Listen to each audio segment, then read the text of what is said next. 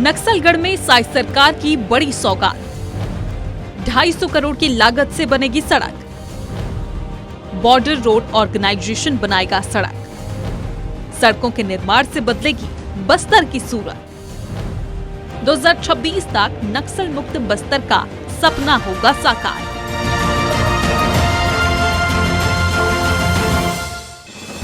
बस्तर में विकास के पैमाने को बढ़ाने में सबसे बड़ा रोल सड़कों का होता है। इस इलाके में कई मार्ग ऐसे थे जहां पहुंच मार्ग नहीं होने के चलते विकास कार्य, प्रशासनिक योजनाएं ग्रामीणों तक नहीं पहुंच पा रही थी। इसी को ध्यान में रखते हुए एक बार फिर बॉर्डर रोड ऑर्गेनाइजेशन यानी BRO को दूर नक्सल प्रभावित एरिया में सड़क बनाने की जिम्मेदारी सौंपी गई है। 250 करोड़ की लागत से नक्सलियों के गढ़ और बटालियन नंबर 1 के ठिकाने पूवर्ती तक सड़क बनाई जाएगी।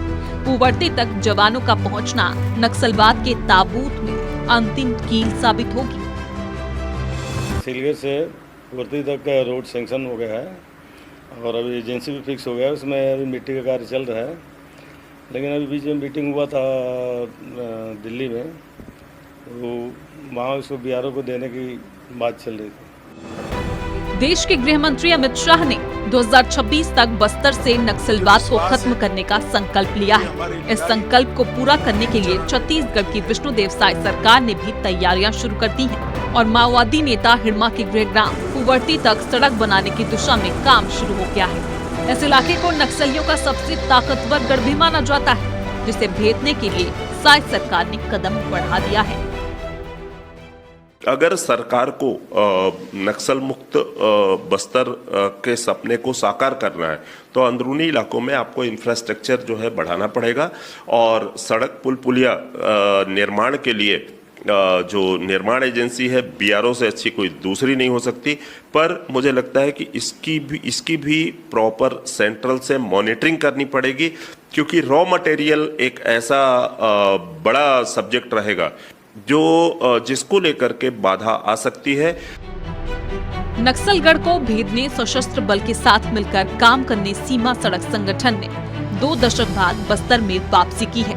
बस्तर का ये इलाका नक्सलवाद के खिलाफ चल रही लड़ाई में सबसे चुनौतीपूर्ण माना जाता है। यहाँ अब सड़क निर्माण में गति आने वाली है। हाल ही में दिल्ली में हुई बैठक में सरकार ने ये तय किया है कि सिलगेट से पूवर्ती तक की सड़क का निर्माण BRO करेगा। जानकार भी मानते हैं कि बस्तर को नक्सल मुक्त बनाने का सपना तभी साकार हो सकेगा जब अंदरूनी इलाकों में इंफ्रास्ट्रक्चर बेहतर होगा। इसके लिए सड़कों का जाल बिछना बेहद जरूरी है और साई सरकार इस दिशा में तेजी से आगे बढ़ रही है। मुझे लगता है एक बेहतर कोऑर्डिनेशन के साथ अगर BRO को काम करने का यहाँ पर दिया गया तो आने वाले समय में बस्तर में जो है इंफ्रास्ट्रक्चर बहुत शानदार हो जाएगा और कहीं न कहीं नक्सल ऑपरेशन को लेकर के जो जिन कमियों से जूझते रहे हैं जवान, मुझे लगता है ये इसमें काफ़ी कमी आएगी और नक्सल मुक्त बस्तर का सपना जल्दी साकार हो पाएगा। नक्सल इलाके में फोर्स की पहली प्राथमिकता सड़कों का निर्माण है, इसलिए बस्तर को चारों दिशाओं से बेहतर कनेक्टिविटी देने फोर्स के जवान निर्माण एजेंसी को सुरक्षा देने का काम कर रहे हैं, ताकि समय पर और सुरक्षित ढंग से काम पूरा हो सके।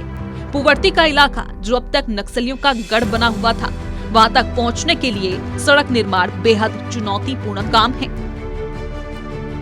सड़क निर्माण कार्य को हम प्राथमिकता से आगे लेकर कार्रवाई कर रहा है।